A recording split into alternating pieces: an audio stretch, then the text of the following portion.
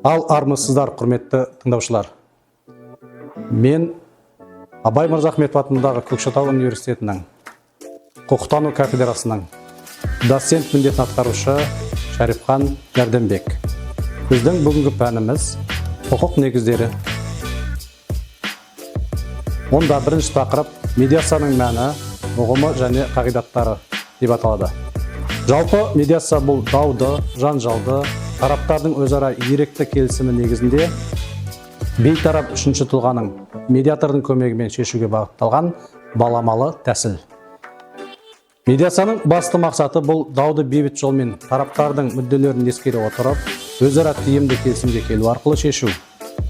Медиация бұл формалды сот процесіне балама тараптардың өзара түсіністігін және қарым-қатынасын сақтауға, тіпті қалпына келтіруге мүмкіндік беретін тиімді құқықтық механизм. Медиация қағидаттары бұл медиациялық рәсімнің әділеттілігі мен тиімділігін қамтамасыз ететін негізгі ережелер. Қазақстан Республикасының медиация туралы заңына сәйкес медиация келесі қағидаттарға негізделеді. Бірінші, еріктілік. Бұл тараптар медиацияға өз еркімен қатысады және кез келген уақытта бас тартуға құқылы. Екінші, тараптардың тең құқылығы. Ешбір тараптың артықшылығы болмайды. Барлығы тең құқыққа ие. Үшінші, бейтараптылық. Бұл медиатор дау тараптарына бірдей қашықтықта болады, ешкімге жақтаспайды. Төртінші, құпиялылық. Бұл медиация процесінде алынған мәліметтер құпия сақталады. Бесінші, тараптардың өз еркімен шешім қабылдауы. Бұл дегеніміз медиатор шешім қабылдамайды, тек тараптарға өзара келісімге келуге көмектеседі. Ал ендеше екінші тақырыпқа келетін болсақ, екінші тақырыбымыз бізде Қазақстан Республикасындағы медиация институтының қалыптасуы мен дамуы деп аталады. Жалпы жоғарыда айтылғандай, медиация бұл соттан тыс дау жанжалдарды шешудің бейбіт өркениетті жолы. Бүкіл әлемде бұл институт құқықтық мәдениеттің азаматтық қоғамның ажырамас бөлігі ретінде дамып келеді. Қазақстанда бұл үрдіс соңғы 10 жылдықта құқықтық саясаттың маңызды бағытына айналды. Қазақстан Республикасында медиация институтының қалыптасу алғышарттары. Бірінші, қоғамдағы шиеленістің артуы және сот істерінің көптігі. Бұл дегеніміз азаматтық және қылмыстық істердің санының жыл сайын өсуі. Сот жүйесіне жүктеменің артуы, дауларды баламалы бейбіт жолмен шешу қажеттілігі. Екінші, халықаралық тәжірибеге бағдар. ақш, Германия, Франция, Сингапур сияқты елдерде медиация кең қолданылады. Біріккен ұлттар ұйымы, Евроодақ және басқа да ұйымдар медиацияны дамытуға қолдау білдіреді. Қазақстан Республикасында да халықаралық құқықтық стандарттарға сәйкес келуге ұмтылуда. Қазақстан Республикасында медиация институтының даму кезеңдері 4 кезеңге бөлінеді. Бірінші кезең қалыптасу 2010 жылға дейін медиация туралы алғашқы пікірлер, пилоттық жобалар, мысалы отбасылық сотта ТМД елдерінің тәжірибесін талдау. Ал екінші кезеңге келетін болсақ, екінші кезең заңнамалық негіздің қалануы 2011 жылдан бастап. Яғни 2011 жылы 28 қаңтарда Қазақстан Республикасының медиация туралы заңы қабылданды. Бұл заң медиацияның құқықтық ұғымын, принциптерін, медиатор мәртебесін бекітті. Үшінші кезең іс жүзіндегі қолданысқа енгізілуі. Сот жүйесінде медиация кабинеттерінің ашылуы, сотқа дейінгі және сот ішіндегі медиация институтының дамуы, қоғамдық бірлестіктер мен кәсіби медиаторлар палаталары құрылды. Және келесі төртінші кезең бұл кәсіби және әлеуметтік медиацияны дамыту. Мемлекеттік органдарда білім беру, еңбек, отбасылық дауларда медиацияны қолдану. Қоғамдық медиаторлар желісінің кеңеюі, халықаралық жобалар мен оқыту бағдарламалары. Қазақстан Республикасында медиацияның қазіргі жағдайы мен өзекті мәселелері. Яғни жетістіктеріне келетін болсақ, жетістіктер бұл медиация туралы заңның тұрақты жұмыс істеуі, сот жүйесінде медиативтік келісімдер санының артуы, қылмыстық істер бойынша татуласу мүмкіндігі. Мәселелеріне келетін болсақ, мәселелер бұл халықтың құқықтық сауаттылығы төмен, кәсіби медиаторлардың жеткіліксіздігі, медиацияның кейбір аймақтарда дамымауы, заң нормалары мен тәжірибе арасындағы алшақтық, дегендей. Сонымен Қазақстанда медиацияның институты қалыптасу кезеңінен өтіп, белсенді дамуда. Бұл институт қоғамдағы шиеленістерді бейбіт жолмен шешуге, құқықтық мәдениетті нығайтуға, сот жүйесіне түсетін жүктемені азайтуға мүмкіндік береді. Дегенмен, оның әр қарай даму үшін мемлекеттің, азаматтық қоғамның және кәсіби медиаторлардың белсенді өзара іс-қимылы қажет. Ал енді практикалық бөліміне келіп, практикалық бөліміне мысал тоқтатыңызда, сот өндірісінде жүрген еңбек дауы медиация арқылы 5 күн ішінде шешілді дейік. Тараптар медиатор көмегімен өзара келісімге келіп, соттың шешімін күтпей-ақ дау реттелді. Бұл уақыт пен қаржы үнемдеу ғана емес, жұмыс беруші мен қызметкердің қарым-қатынасын сақтап қалу мысал ретінде алуға болады. Сонымен келесі үшінші тақырыбымызға келіп тоқталатын болсақ, үшінші тақырыбымыз медиация процесінің құқықтық негіздері, яғни медиация туралы Қазақстан Республикасының заңы. Медиация туралы Қазақстан Республикасының заңының жалпы сипаттамасы. Қабылданған күні 2011 жылғы 28 қаңтар. Заңның мақсатына келетін болсақ, медиация рәсімін құқықтық тұрғыда реттеу, тараптардың мүддесін қорғау және сот жүйесінің жүктемесін азайту. Заңның құрылымы 5 тарау, 24 баптан тұрады. Заңның негізгі тарауларына шолу жасайтын болсақ, бірінші тарау жалпы ережелер, яғни онда бірінші бап негізгі ұғымдар, екінші бапта заң қолданылатын қатынастар, үшінші бапта медиация қағидаттары, төртінші бап медиацияны қолдану аясы арналған. Екінші тарауда медиацияны рәсіміне қатысушылар, яғни бесінші бап медиатордың құқықтары мен міндеттері, алтыншы бап тараптардың құқықтары мен міндеттері қарастырылған, жетінші бапта медиатор қызметіне қойылатын талаптар, яғни жасына, біліміне байланысты. Үшінші тарауда медиацияның рәсімі қарастырылған болатын, яғни онда 8-ші бапта медиацияның жүргізу негіздері, яғни еріктілік келісімшарт. 9-ші бап медиацияның рәсімін бастау және оны тоқтату негіздері, 10-ші бап медиациялық келісімнің мазмұны және күші, 11-ші бап медиацияның қолданылмайтын жағдайлары, мысалы мемлекеттік мүддеге қатысы бар істер. 4-ші тарауда медиаторлар реестрі және олардың қызметін ұйымдастыру, кәсіби және кәсіби емес медиаторлар, оқыту, сертификаттау және этикалық нормалар. Және 5-ші тарауда қорытынды және өтпелі ережелер қарастырылған болатын. Келесі медиация рәсімінің құқықтық кезеңдеріне келетін болсақ, кезең қысқаша сипаттамада. Бірінші инициатива тараптардың бірі немесе сот ұсынысы бойынша басталады. Екінші келісім, яғни медиацияны жүргізуге жазбаша келісім жасалады. Үшінші бұл процедура. Медиатор бейтарап түрде тараптарды тыңдайды, ұсыныстар жасайды. Төртінші шешім, келісімге қол жеткізілсе, медиациялық келісім жасалады. Бесінші нәтиже, медиациялық келісім заңды күшке ие, кей жағдайда сот оны бекітеді. Келесі медиациялық келісімнің құқықтық күшіне келетін болсақ, құқықтық күші бұл медиациялық келісім тараптар үшін міндетті. Азаматтық істерде сот шешімімен теңестіріледі.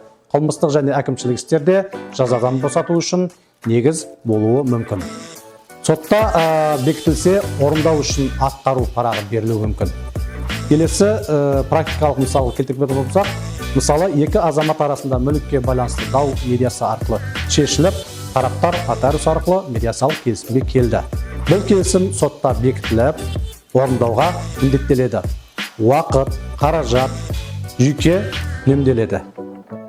Келесі өзекті мәселелер мен жетілдіру ұсыныстарына келетін болсақ, мәселелер мынандай мәселелер бар. Медиаторлардың құқықтық мәртебесінің нақты айқындалмауы, заңның кейбір нормаларының түсініксіздігі, практика мен құқық арасындағы алшақтық, осындай бар. Ұсыныстар, яғни ұсыныстарға келетін болсақ, олар заңнамаға толықтыру енгізу, яғни отбасылық, кәмілетке толмағандар ісі тағы басқа. Медиаторларды кәсіби даярлау стандарттарын күшейту, мемлекеттік қолдауды арттыру. Енді сонымен медиация процесінің құқықтық негізі дегеніміз, бұл Қазақстан Республикасының медиация туралы заңы арқылы реттеледі. Бұл заң медиация рәсімін нақты белгілеп, тараптардың құқықтарын, медиатордың мәртебесін және медиациялық келісімнің күшін айқындайды. Қоғамда дау-дамайларды сотсыз шешудің заманауи құралы ретінде медиация алдағы уақытта да маңызды құқықтық институт бола бермек деп осымен 3-ші тақырыбымызды аяқтайық. 4-ші тақырыбымызға кететін болсақ, 4-ші тақырып бұл 4-ші тақырыпта медиация және құқықтық реттеу, сот, құқықтық қорғау және әкімшілік салаларда қолдануға арналған. Яғни медиация және құқықтық реттеу, сот, құқық қорғау және әкімшілік салаларда қолдану бұл медиация институтының Қазақстан Республикасының құқықтық жүйесіндегі түрлі салаларда. Атап айтқанда сот өндірісінде, құқық қорғау органдарында және әкімшілік құқық бұзушылық істерін қарау барысында қолданылуын, оның құқықтық негіздерін, рәсімдік ерекшеліктерін және тиімділік мүмкіндіктерін зерттейтін құқықтық ұғым. Бұл салада медиация дауларды бейбіт жолмен шешуге бағытталған баламалы механизм ретінде қарастырылады. Және әр салада ерекше құқықтық тәртіппен жүзеге асырылады. Медиацияның құқықтық реттелуі. Медиация туралы заң бұл медиация рәсімнің негізгі құқықтық негізі. Азаматтық, қылмыстық, әкімшілік процесте медиацияның рөлі және шектеулері. Мемлекеттік органдар мен құқық қорғау жүйесінде медиацияны қолдану тәртібі. Сот саласындағы медиация. Бұл біріншіден сот медиациясының мәні, сот процесс шеңберіндегі даудың сотқа жеткеннен кейінгі жүзеге асады. Соттың өзі тараптарға медиацияны ұсына алады. Сонымен қатар қазіргі уақытта соттарда медиация кабинеттері құрылып жатыр. Азаматтық істердегі медиацияға келетін болсақ, екінші, онда азаматтық істердегі медиацияда отбасылық даулар, неке бұзу, алимент, бала тәрбиесі, мүліктік даулар, еңбек және кәсіпкерлік даулар қарастырылған болатын. Үшінші, артықшылықтары. Уақыт пен шығынды үнемдеу, яғни қарым-қатынасты сақтап қалу, соттың жүктемесін азайту болып табылады. Төртінші, құқықтық нәтиже. Медиациялық келісім сот шешімімен бекітіледі, орындауға міндетті құжат ретінде танылады. Құқық қорғау саласындағы медиацияға келетін болсақ, құқық қорғау саласындағы медиация қылмыстық медиация, яғни Қазақстан Республикасы қылмыстық кодексінің 68-ші бабы негізінде жәбірленушімен татуласу арқылы қылмыстық жауаптылықтан босатылу. Одан кейін жеңіл және орташа ауырлықтағы қылмыстар бойынша қолданылады. Екінші, медиация қолданылатын істер түрлері: дене жарақаты, қорлау, жала жабу, мүліктік зиян келтіру, жол-көлік оқиғаларына қолданылады. Үшінші, процесс ерекшеліктері. Қылмыстық қудалауды тоқтату үшін жәбірленуші мен күдікті татуласуы керек. Зиянның орнын толтыру міндетті шарт болып табылады. Медиативті келісім прокурор және тергеуші арқылы бекітіледі. Төртінші, құқықтық маңызы. Әлеуметтік әділеттілік сақталады, қайта қылмыс жасаудың алдын алады, жәбірленуші мен кінәлі арасындағы эмоционалды татуласу жүреді. Келесі, әкімшілік құқық саласындағы медиацияға келетін болсақ, әкімшілік құқық саласындағы медиация бірінші бұл әкімшілік құқық бұзушылықтарда тек жекелеген әкімшілік істерде, мысалы ұсақ бұзақылық, отбасылық, дау жанжалдар. Қазақстан Республикасының әкімшілік құқық бұзушылық кодексінің 401-ші бабында татуласуға мүмкіндік бар. Мысалы, көршілер арасындағы дау, ұсақ бұзақылық, тағы басқалар. Тараптардың жазбаша татуласуы істі тоқтатудың негізі. Үшінші, шектеулер. Қоғамдық тәртіпке, мемлекеттік мүддеге қарсы істерде қолданылмайды. Жәбірленуші міндетті түрде болуы тиіс. Және келесі, медиацияның үш салада салыстырмалы қолданылуы. Сала қолданылуы ерекшелігі құқықтық салдары. Яғни сот азаматтық, еңбек, отбасылық істер сот бекітеді. Сот шешімімен тең. Құқық қорғау, қылмыстық істер, тараптардың татуласуы, жазадан босату, әкімшілік ұсақ істер, жеке тұлғалар арасындағы келісім, істі тоқтату. Енді практикалық мысал келтіретін болсақ, бірінші мысал қылмыстық медиация. Жол-көлік оқиғасы кезінде жеңіл жарақат алған адам мен кінәлі жүргізуші медиация арқылы келісімге келіп, кінәлі өтемақы төлеп, жәбірленуші кешірім береді. Тергеу тоқтатылады. Яғни, екінші мысал келетін болсақ, екінші мысалда сот медиациясы. Ажырасу ісі кезінде тараптар баланы кіммен қалдыру мәселесі бойынша медиация көмегімен келісіп, сотқа келісімді ұсынады. Медиацияны құқық саласында дамыту ұсыныстарына келетін болсақ, құқық қорғау органдары қызметкерлерінің медиация туралы біліктілігін арттыру, медиацияны міндетті түрде ұсыну жүйесін енгізу, мысалы отбасылық істерде. Электронды медиация жүйесін жетілдіру, әкімшілік істерге арналған нақты медиациялық тетіктер жасау. Сонымен медиация бұл құқықтық қатынастарды соттан тыс бейбіт жолмен шешудің тиімді тетігі. Сот, құқық қорғау және әкімшілік құқық салаларында медиация институты біртіндеп дамып, құқықтық мәдениетті арттыруға, қоғамдағы шиеленістерді азайтуға және азаматтардың құқықтарын тиімді қорғауға ықпал етеді. Қазақстандағы медиацияның тиімді дамуы бұл оның жан-жақты құқықтық реттелуі және тәжірибеде белсенді қолданылуына байланысты. Келесі 5-ші тақырып. Медиатор тұлғасы, құқықтық мәртебесі, біліктілік талаптары және этикасы деген тақырыптан алады. Медиатор тұлғасының құқықтық мәртебесі. Медиатор дегеніміз кім? Медиатор екі немесе одан көп тараптың арасындағы дауды немесе келіспеушілікті бейбіт түрде шешуге көмектесетін тұлға. Медиатор тараптардың даулы мәселені өзара шешуін қолдайды, бірақ шешімді өзі қабылдамайды. Оның басты рөлі бұл бейтарапты сақтау, әділдік пен теңдікті қамтамасыз ету. Екінші, медиатордың құқықтық мәртебесі. Бұл құқықтық сатушы медиатор заңды тұлға емес, бірақ ол өз қызметін атқаратын кәсіби маман ретінде қалыптасқан. Оның құқықтық мәртебесі азаматтық құқықтық қатынастарда тәуелсіз қызмет көрсету ретінде анықталады. Медиация туралы заң, медиатордың қызметі. Медиация туралы Қазақстан Республикасының заңында реттеледі. Заңда медиаторды сертификаттау мен лицензиялау процедурасы, оның қызмет көрсету ауқымы мен құқықтары көрсетілген. Медиатордың міндеттері бұл жаңағы тараптардың дау дамайын бейтарап және әділ шешуге көмектесу. Екінші, процесс барысында тараптардың жеке құқықтарын қорғау. Үшінші, құпиялықты сақтау болып табылады. Медиатордың құқықтарына келсек, медиатордың құқықтары бұл медиация процесін бастау және жүргізу құқығы. Екінші, тараптардың медиация туралы ақпарат беру, оларды медиаторлық рәсімге шақыру, тараптардың келісімдеріне сүйене отырып медиация барысында қол жеткен шешімдерді ұсыну болып табылады. Келесі төртінші, медиатордың міндеттері. Бұл жаңағы бейтараптық сақтау, тараптардың құпиялығын сақтау, медиация процесін тиісті заң талаптарына сәйкес жүргізу болып табылады. Медиаторға қойылатын біліктілік талаптары. Бірінші, біліктілік талаптарының маңызы. Медиацияға қатысу үшін медиаторға қойылатын біліктілік талаптары оның кәсіби деңгейін анықтап, оның қызметін тиімді әрі әділ атқаруға мүмкіндік береді.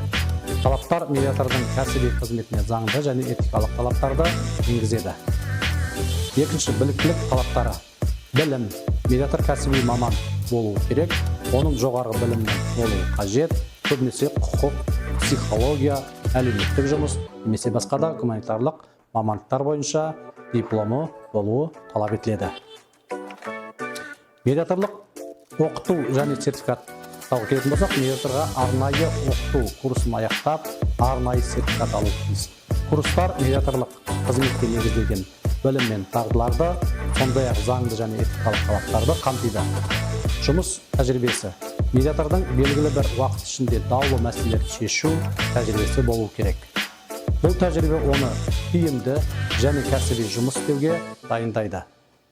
Психологиялық біліктілік. Медиаторға дауды тиімді шешу үшін психологиялық дайындық қажет. Ол тараптардың эмоциялдық жағдайын түсініп, мәселені шешуде тиімді әдістерді қолдануға дайын болу керек. Үшінші, қосымша талаптар. Бұнда тіл білімі, халықаралық медиация жағдайларындағы медиатордың бірнеше тілде сөйлеуі пайдалы болуы мүмкін. Кәсіби этикасы. Медиатор кәсіби этиканы сақтауы керек. Ол өзінің қызметінде ешқашан жеке мүдде мен тиімділікке бағытталмауы тиіс. Медиатордың кәсіби этикасы. Яғни, этика дегеніміз не? Этика адамдардың моральдық құндылықтары мен мінез құлық нормаларын белгілейтін ғылым. медиатордың этикасы дегеніміз бұл оның медиация процесін жүргізгенде орындауы тиіс моральдық және кәсіби нормалардың жиынтығы. Медиатордың этикасы оның ішінде шешімдер әділ қабылдауға, тараптармен адал қарым-қатынас орнатуға ықпал етеді. Медиатордың кәсіби этикасының негізгі қағидаттары. Бұл жаңағы бейтараптық. Медиатор тек қана бейтарап тұлға ретінде әрекет етуі тиіс. Ол бір тараптың мүддесіне қарсы келмеу керек, және екі тараптың да құқықтары мен мүдделерін теңдей қорғайды. Келесі құпиялық қағидасы. Бұл медиация кезінде тараптардың барлық мәліметтер құпия сақталуы тиіс. Медиатор тараптардың араласуымен алынған кез келген ақпаратты тек медиация барысында қолдануға міндетті. Келесі ол адалдық пен әділдік. Бұл медиатор шешім қабылдауда ешқашан өз пайымдарын немесе жеке мүдделерін енгізбеу керек. Ол әділ, ашық және нақты ақпарат беруге тиіс. Құрмет. Медиатор тараптармен қарым-қатынаста құрмет көрсетіп, кез келген жағдайға моральдық тұрғыда дұрыс көзқарас танытуы тиіс. Үшінші, этикаға қатысты маңызды қағидаттар. Адал болу. Медиатор әрқашан өз қызметінде адалдық сақтауы қажет. Бұл медиатордың тараптармен қарым-қатынасында күшейтеді. Тәуелсіздік. Бұл медиатор өзінің тараптарымен қарым-қатынасында ешқандай сыртқы ықпалға ұшырамауы тиіс. Ол тек қана заңдық және кәсіби міндеттерін орындауға бағытталған болуы керек. Өзгелердің пікірін тыңдау. Медиатор тараптардың кез келген пікірін тыңдауға және құрметтеуге тиіс.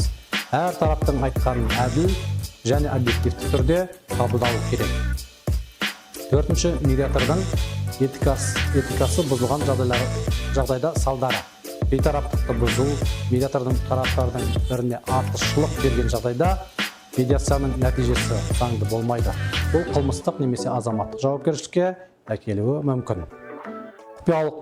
Құпиялықты бұзу. Яғни тараптардың мәліметтерін заңсыз жария ету, медиатордың қызметінен айыруға, оның кәсіби лицензиясын қайтарып алуына әкелуі мүмкін. Әділетсіз шешім қабылдау.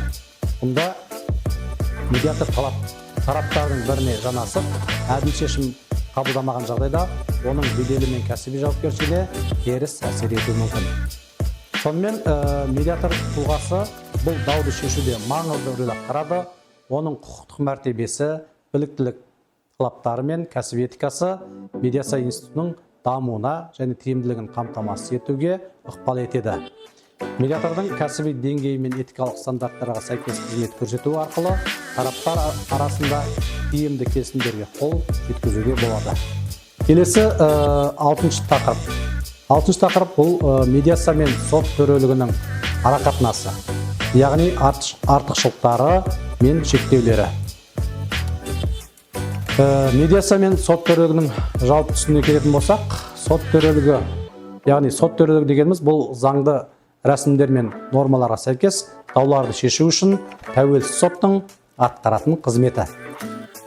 Сот төрелігі процедуралық әдістермен, заңды ережелермен жүзеге асады және оны тек сот қана орындауға құқылы. Артықшылығы. Сот процесі ресми түрде заңды күші бар шешім шығарады, оны орындау міндетті болып табылады. Шектеуі. Ал шектеуіне келетін болсақ, сот процесі әдетте баяу, қымбатқа түседі, тараптар арасында қарама-қайшылық туындатуы мүмкін. Екінші, медиация. Яғни медиация бұл дауды шешудің бейбіт жолы. Оны медиатор тараптардың арасында тәуелсіз әр бейтараптылға болып, келіссөздер процесін ұйымдастырады және келісімге келуге көмектеседі. Медиацияның басты ерекшелігі. Бұл оның ерікті түрде жүргізілуі. Артықшылығы. Медиация жылдам, арзан және тараптар арасында өзара сыйластыққа негізделген шешімдерді қабылдауға мүмкіндік береді. Шектеуіне келетін болсақ, медиация нәтижесінде қабылданған шешімдер заңды күші жоқ, егер тараптар келісімге келмесе, заңды рәсімдер қажет. Медиация мен сот төрелігінің айырмашылықтары мен ұқсастықтарына келетін болсақ, бірінші айырмашылықтар. Құқықтық жағдайы. Сот төрелігі заңды күшіне ие шешімдер шығарады, ал медиацияның нәтижесі тек келісімге негізделген және заңды күшіне ену үшін қосымша рәсімдер қажет болуы мүмкін. Процедурасы. Сот процесі рәсімдік тәртіпке және ережелерге негізделген, ол көбінесе формалды болып табылады. Медиация кезінде процесс жеке келіссөздер түрінде жүреді, ол әлдеқайда еркін. Сот пен медиатордың рөлі. Сот тараптар арасындағы қақтығысты шешім шығарады, ал медиатор тараптарды тыңдап, оларды өзара келісімге келуге бағыттайды. Бірақ шешімді медиатор емес, тараптар қабылдайды. Ал енді екінші ұқсастықтарына келетін болсақ, ұқсастықтар дауларды шешу екі процесте де тараптардың арасындағы даулы шешуге бағытталған. Тараптардың құқықтары. Сот пен медиация процесінде тараптардың құқықтары, міндеттері қорғауға алынған. Әділеттілік. Екі жағдайда мақсат әділетті шешім шығару болып табылады. Медиацияның артықшылықтары мен шектеулері. Медиацияның артықшылықтарына келетін болсақ, медиацияның артықшылықтары бұл жылдамдық.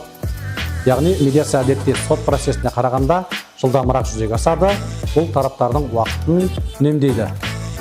Төмен шығындары. Сот ісіне қарағанда медиация әлдеқайда арзан болады, себебі процестер қысқартылған және кейбір іс-шаралар қажет болмайды. Бейтараптық. Медиатор тараптарға қатысты бейтарап позиция ұстанады, сондықтан дауларды шешуде әділдік сақталады.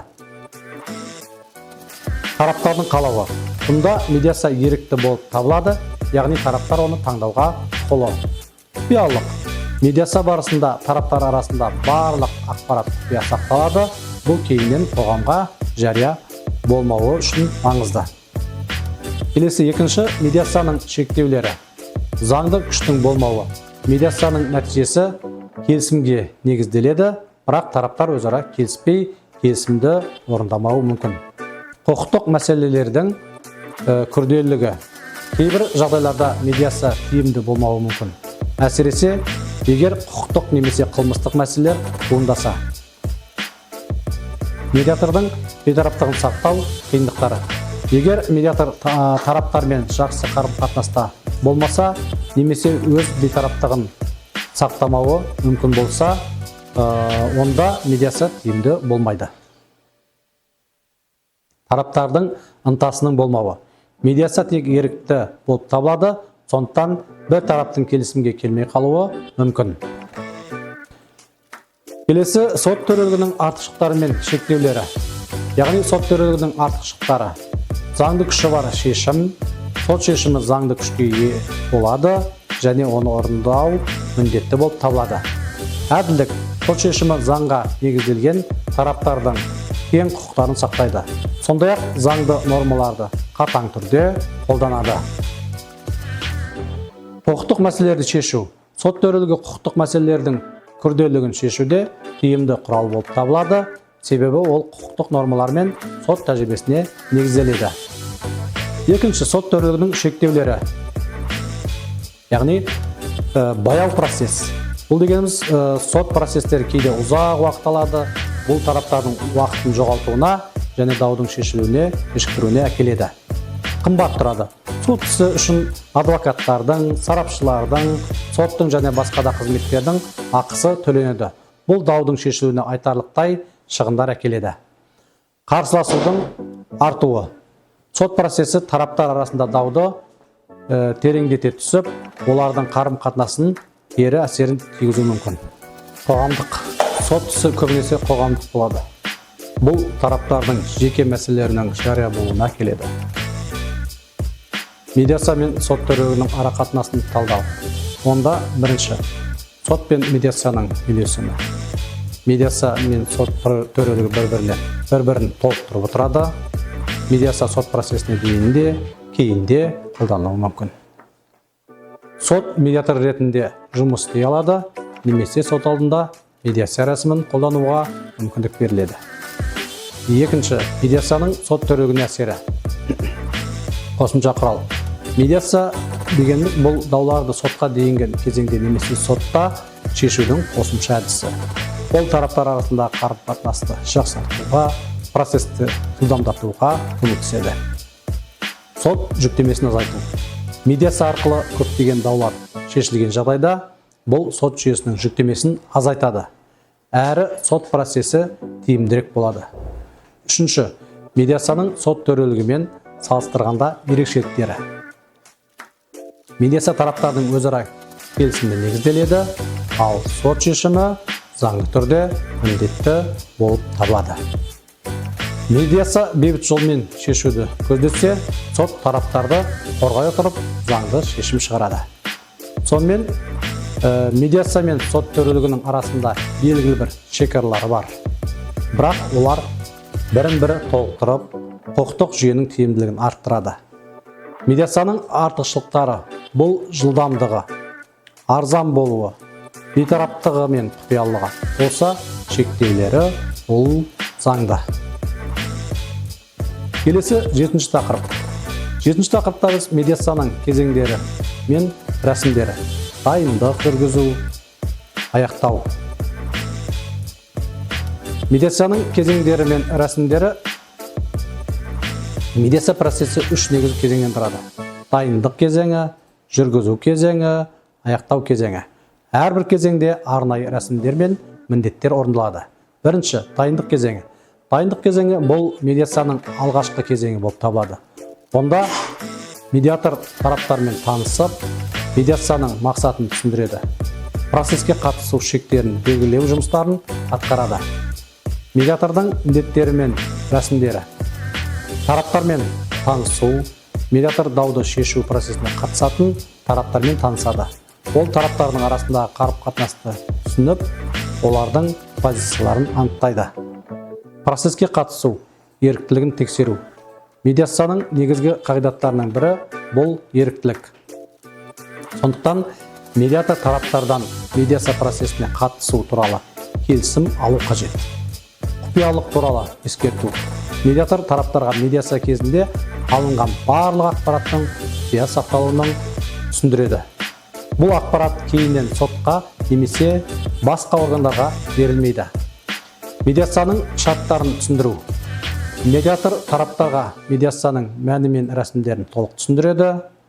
Оның ішінде медиатордың бейтараптығы, тараптардың ерікті келісімі, медиацияның нәтижесі мен салдары туралы ақпарат беріледі.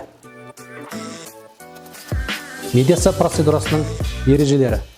Медиатор медиацияның рәсімдер мен қадамдарын түсіндіріп, тараптарды осы рәсімдерге сәйкес әрекет етуге шақырады. Тараптардың міндеттері: ерікті түрде қатысу. Тараптар медиацияға қатысуға өз еріктерімен келісім береді. Олар медиаторды таңдайды және процесс барысында толық ақпарат беруі қажет. Құпиялылықты сақтау. Тараптар медиация барысында алынған барлық ақпаратты құпия сақтауға міндетті. Екінші, жүргізу кезеңі бұл. Жүргізу кезеңі бұл медиация процесінің негізгі кезеңі болып табылады. Бұл кезеңде медиатор тараптардың арасындағы байланысты орнатып, олардың келісімге келуге бағыттайды. Медиатордың міндеттері мен рәсімдері. Тараптарды тыңдау. Медиатор тараптармен жеке немесе ортақ кездесулер өткізіп, олардың позицияларын тыңдайды. Тараптар өздерінің талаптары мен мүдделерін айқындайды. Келіссөздер жүргізу. Медиатор әрбір тараптың мүдделерін тыңдай отырып, оларды келісімге келтіруге тырысады. Ол әр тараптың тұжырымдарын, алаңдатушылықтарын және ұсыныстарын ескере отырып, тиімді шешім табуға бағыттайды. Қатынастарды жақсарту. Медиатор тараптардың арасында сенімді қарым-қатынас орнатуға көмектеседі.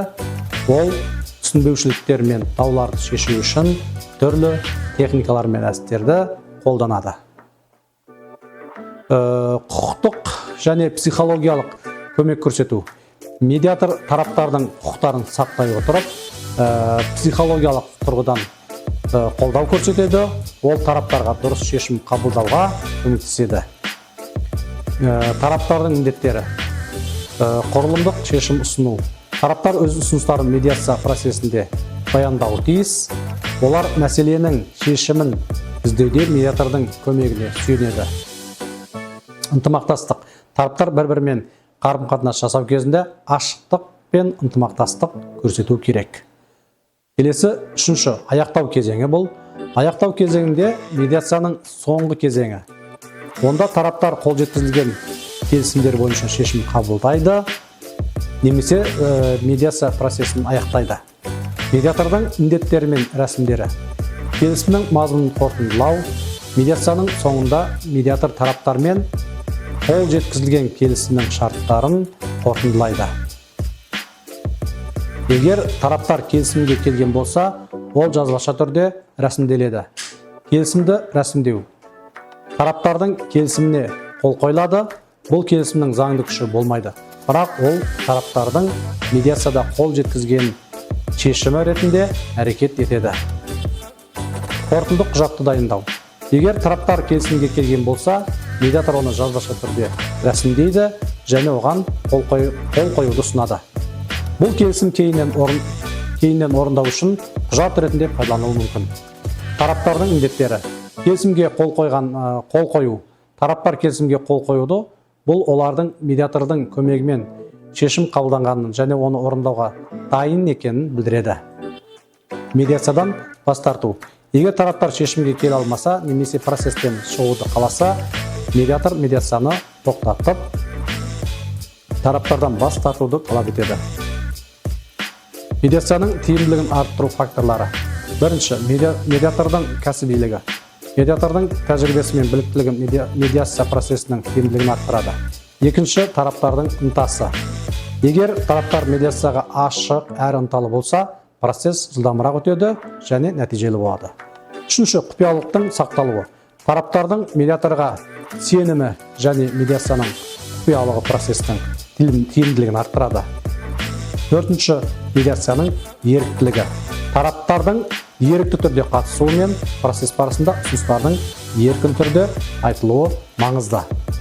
Сонымен қорытындылар болса, бұл тақырыпты медиация бұл бейбіт шешімге бағытталған, барлық тараптарды келісімге келуіне мүмкіндік беретін тиімді құрал. Оның әрбір кезең мен рәсімі айқын және анық болуы тиіс. Бұл тараптардың өзара түсіністікке келуін қамтамасыз етеді. Медиацияның үш негізгі кезеңі: дайындық, жүргізу, аяқтау. Бұл кезеңдерде медиатор тараптардың дауын тиімді шешуге бағытталған нақты қадамдар жасайды.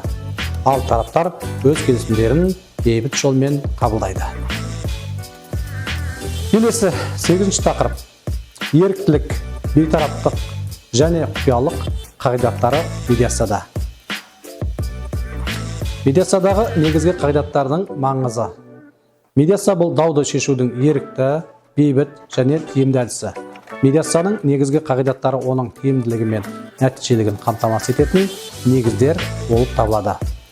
Бұл қағидаттар медиатордың кәсіби қызметін жүргізу барысында үлкен маңызға ие.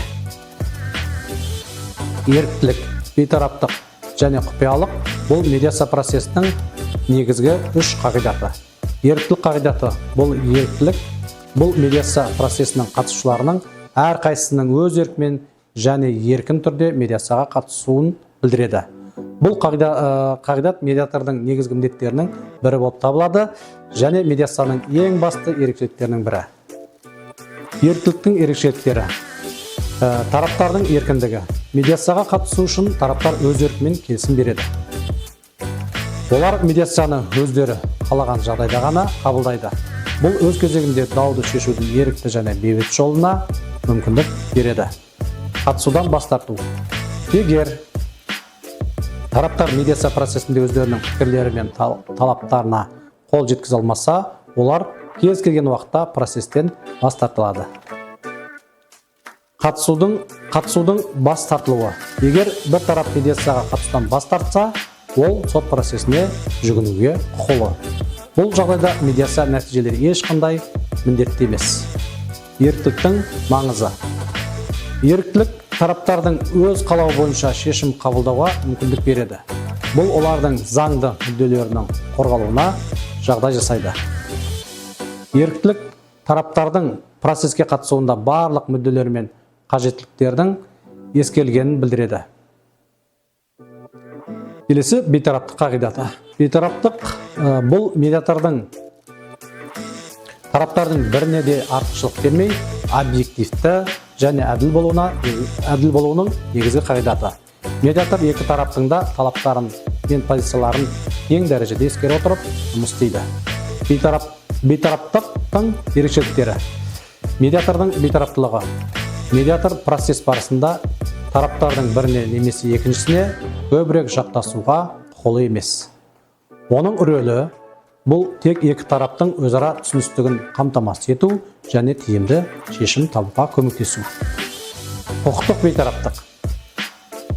Медиатордың бейтараптығы оның заңды құқықтарды сақтауға және тараптардың біріне қатысты әділ болуын қамтамасыз етуге міндеттейтінін білдіреді. Жеке қатысардың бейтараптығы. Медиатордың тараптарға қатысты жеке көзқарастары мен жеке қатыстары болмайды. Бұл процеске қатысушы тараптардың бірінің пайдасына шешім қабылдамайды. Бейтараптықтың маңызы.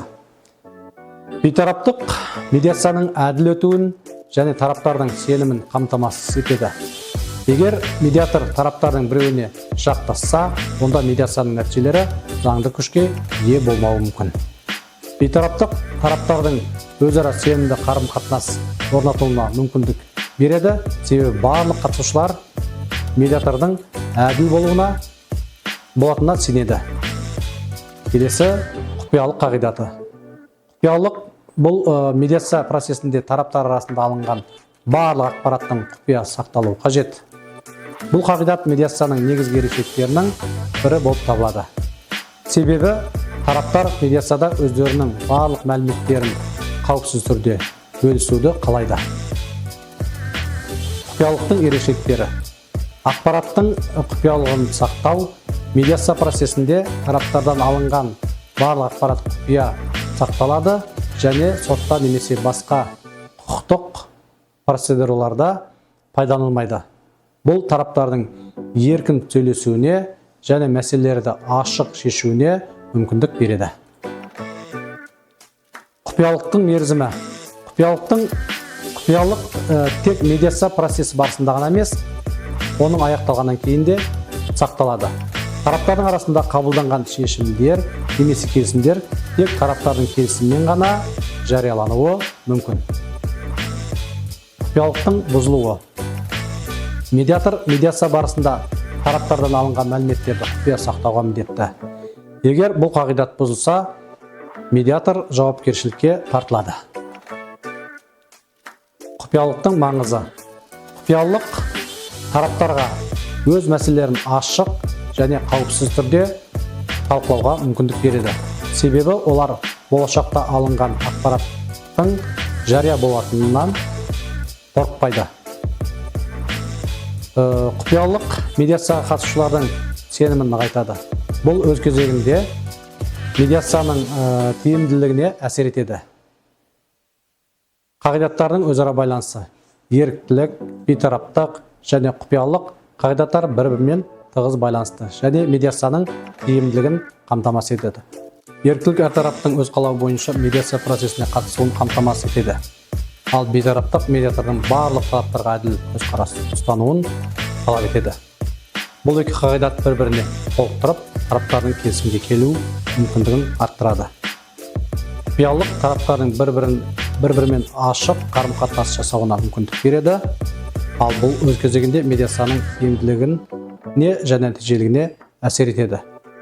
Құпиялық сақталған жағдайда тараптар өз позицияларын қорықпай ұсынуға дайын болады.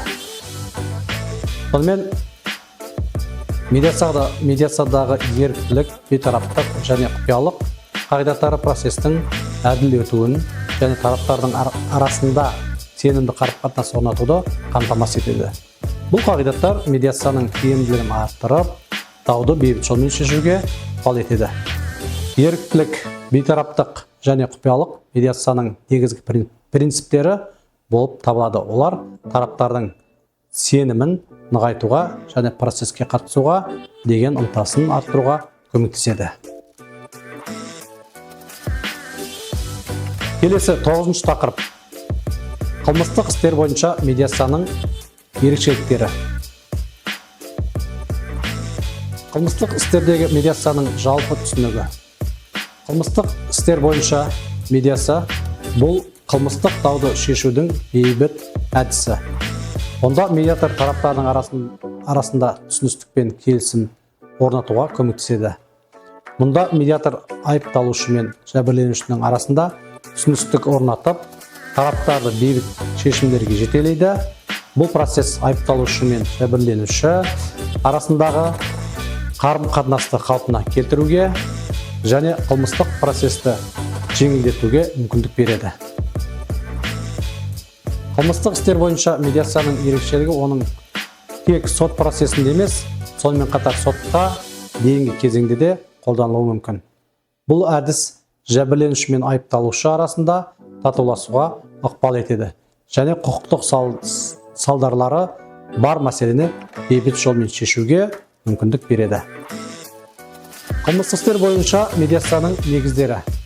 Қылмыстық процесте медиацияның мақсаты бұл екі тараптың да мүдделерін ескере отырып, бейбіт шешімге жету. Бұл процестің құқықтық негіздері мен ерекшеліктері медиацияның дәстүрлі дауларды шешу тәсілдерінен айырмашылығы бар. Қылмыстық процесте медиацияны қолданудың заңды негіздері. Қазақстан Республикасының қылмыстық процестік кодексінде медиацияны қолдану үшін арнайы ережелер белгіленген.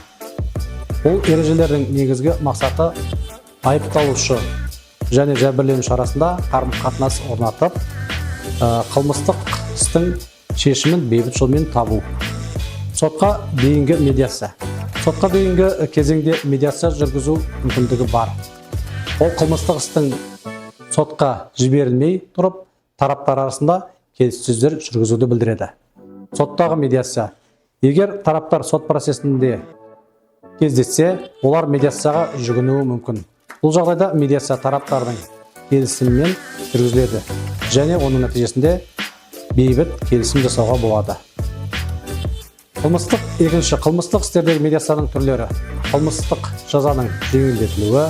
Медиация нәтижесінде айыпталушы мен жәбірленуші арасында келісімге қол жеткізіліп, қылмыстық жаза жеңілдетілуі мүмкін. Айыпталушының жауапкершіліктен босатылуы.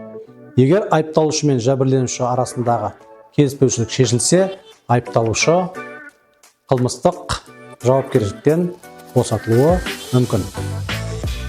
Қылмыстық процесті тоқтату. Кейбір жағдайларда медиация нәтижесінде қылмыстық іс тоқтатылады, егер тараптар бейбіт шешімге келсе және сот оны қабылдаса. Қылмыстық істерде медиацияның ерекшеліктері. Қылмыстық істердегі медиацияның қолданылуы бірнеше ерекше сипаттамаларға ие. Біріншіден, медиацияға қатысушылардың рөлі. Айыпталушы. Айыпталушы бұл медиация процесінде өз қателіктерін мойындап, жәбірленушімен келісім жасауға дайын болуы қажет тұлға. Айыпталушы мен жәбірленуші арасындағы келісім оларды бейбіт түрде шешу үшін өте маңызды. Жәбірленуші. Жәбірленуші қылмыстық істі бейбіт жолмен шешуге қызығушылық танытса, медиацияға қатыса алады. Жәбірленушінің келісімі медиацияның маңызды құрамдас бөлігі болып табылады. Медиатор. Медиатор процеске араласпайды, бірақ тараптарға әділ кеңес беріп, екі тараптың да мүдделерін ескере отырып, шешімге келуге көмектеседі. Ол бейтарап әрі әділ болуы тиіс. Екіншіден, қылмыстық істерде медиацияның қолдану шектеулері. Медиация барлық қылмыстық істерде қолданылмайды. Қылмыстық кодекстің ауыр түрлері бойынша, мысалы адам өлтіру, зорлау, медиация тек айыпталушы мен жәбірленуші арасында жеке келісімнің болу жағдайында ғана мүмкін. Төменгі деңгейдегі қылмыстар үшін медиация қолдану тиімдірек болады. Себебі мұндай істерде тараптардың бейбіт шешімге келуі жеңілірек. Үшінші, қылмыстық істер бойынша медиацияның нәтижелері. Медиация нәтижесінде келесі шешімдерге қол жеткізуге болады. Татуласу келісімі. Айыпталушы мен жәбірленуші арасында келісім жасалып, мәселе бейбіт жолмен шешіледі. Бұл жағдайда сот жазаны жеңілдетуі мүмкін. Қаржылық өтемақы. Айыпталушы тарапынан жәбірленушіге өтемақы төлеу арқылы қылмыстық істің соңы бейбітшілік шешіледі. Қылмыстық істің тоқтатылуы. Егер тараптар өзара келісімге келсе, медиация нәтижесінде қылмыстық іс тоқтатылуы мүмкін. Төртінші, медиацияның тиімділігі мен артықшылықтары. Шешімнің жылдамдығы. Медиация арқылы дауды шешу әдетте сот процестеріне қарағанда жылдамырақ болады. Құқықтық шығындардың азаюы. Сот процестері қымбат және ұзақ болуы мүмкін. Ал медиация әлдеқайда арзан әрі тиімді. Жәбірленуші мен айыпталушы арасындағы қарым-қатынастың қалпына келуі. Медиация екі тараптың арасындағы қарым-қатынасты қалпына келтіруге мүмкіндік береді. Бұл қоғамдағы әлеуметтік бейбітшілікке әсер етеді. Ресми жазаның жеңілдетілуі. Сот медиация нәтижелерін ескеріп, жазаны жеңілдетуі немесе жеңілдіктер ұсынуы мүмкін. Сонымен, қылмыстық істер бойынша медиацияның қолданылуы қылмыстық процестің тиімділігін арттырып, тараптар арасындағы дауды бейбіт жолмен шешуге мүмкіндік береді. Бұл процесс айыпталушы мен жәбірленуші арасындағы қарым-қатынасты қалыпқа келтіруге және қылмыстық жауапкершілікті жеңілдетуге ықпал етеді. Медиацияның негізгі ерекшелігі. Бұл бейбіт шешімдерді қабылдауға ықпал ететін құрал ретінде қызмет етуі және оның нәтижесі тараптардың келісімімен жүзеге асуы. Келесі тақырып бұл азаматтық істер бойынша медиацияны қолдану тәжірибесі. Азаматтық істерде медиацияның мәні. Азаматтық істер бойынша медиация бұл дауларды шешудің бейбіт және келісімге негізделген әдісі болып табылады. Медиация тараптардың арасындағы түсінбеушіліктерді шешуге көмектеседі және оларды сот процесіне бармастан өзара келісіммен шешуге мүмкіндік береді. Медиацияның жалпы сипаттамасы. Медиация бұл тәуелсіз және бейтарап медиатордың қатысуымен жүргізілетін рәсім. Медиатор тараптар арасында бейбіт келісімдер жасауға көмектеседі, бірақ ол шешім қабылдамайды. Мақсаты тараптардың арасындағы дауды тиімді және келісім негізінде шешу. Азаматтық істердің ерекшеліктері. Азаматтық істер бұл жеке тұлғалардың немесе ұйымдардың арасындағы даулар мен құқықтық мәселелерді шешуді қамтиды. Олар әдетте мүлік даулары, еңбек құқықтары, келісімшарттық міндеттемелер, зиянды өтеу сияқты мәселелерді қамтиды. Азаматтық дауларды шешуде медиация әдісі өте тиімді болуы мүмкін. Себебі бұл процесс тараптарға өзара келісімге келуге мүмкіндік береді. Әрі қымбат және ұзақ сот процестерін болдырмауға көмектеседі.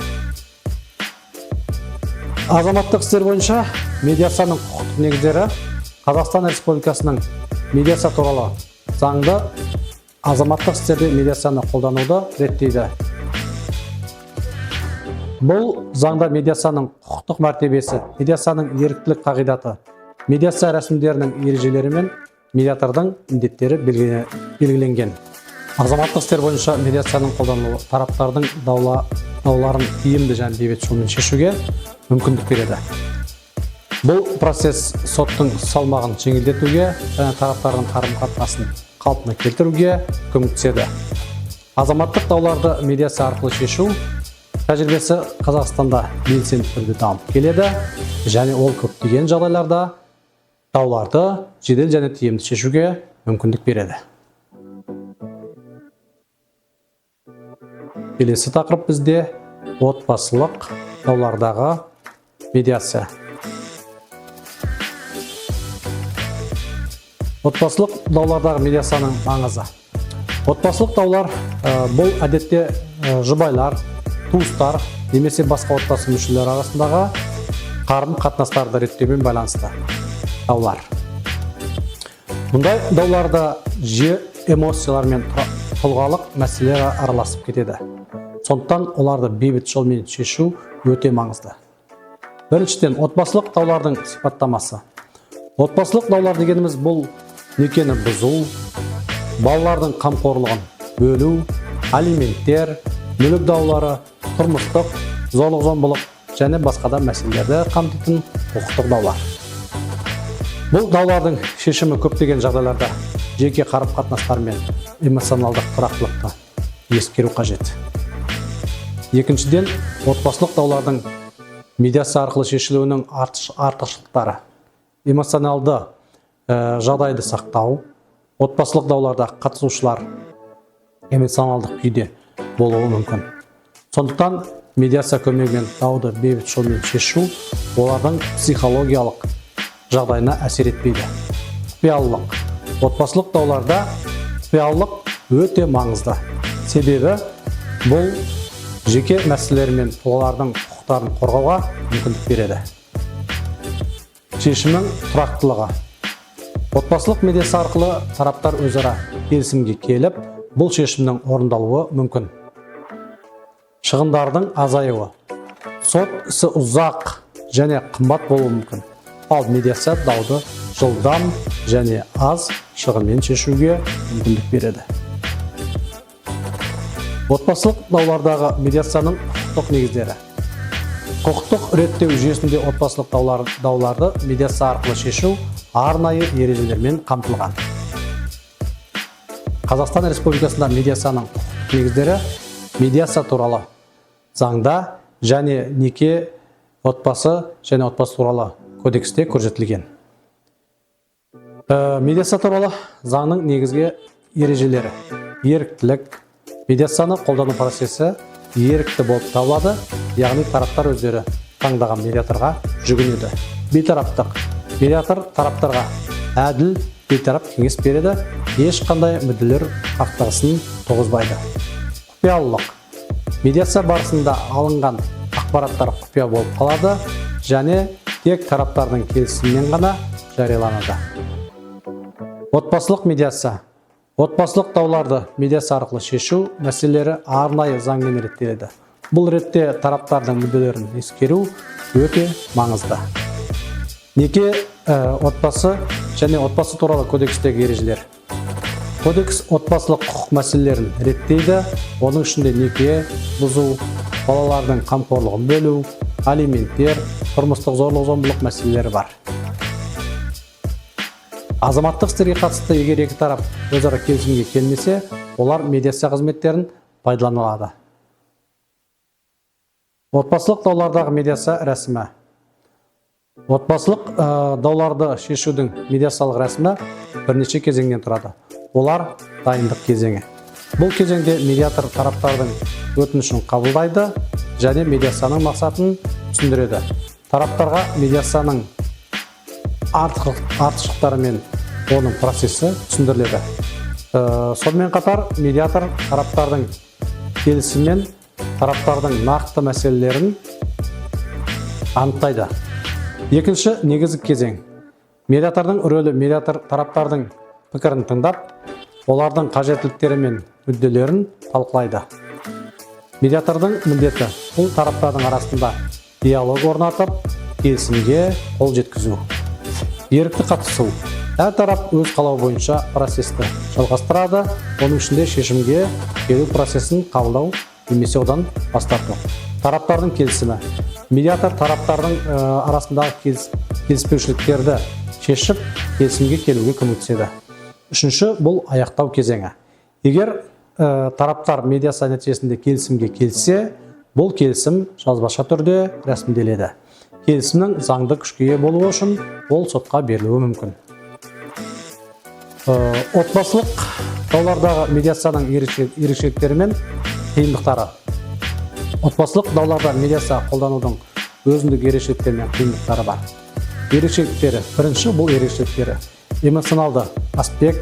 Отбасылық даулар көбінесе эмоционалды тұрғыда ауыр болғандықтан медиатор тараптармен жеке-жеке жұмыс жасап, олардың мүдделерін ескеруге міндетті.